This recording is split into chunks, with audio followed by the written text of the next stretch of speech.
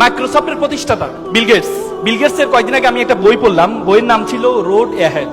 সে বই দিয়ে Bill Gates তার জীবনে, সে হার্ভার্ড ইউনিভার্সিটির ড্রপ আউট স্টুডেন্ট ছিলেন। সে তার বইয়ে একটা গল্প লিখেছে। তার মা ছিল মেরি ম্যাক্সওয়েল গেটস।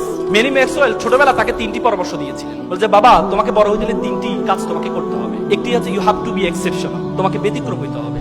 দ্বিতীয় হচ্ছে ড্রিম বিগার, তোমার স্বপ্ন হবে অনেক বড়।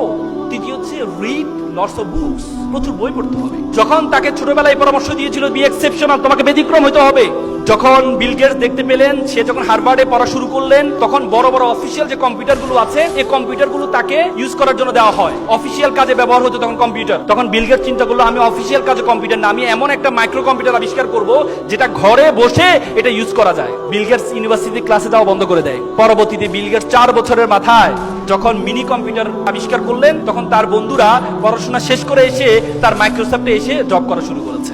বি এক্সেপশনাল, ব্যতিক্রম হইতে হবে। তোমাদেরকে আমি বলবো না পড়াশোনা বাদ দিয়ে শুরু করো, সেটা বলবো না।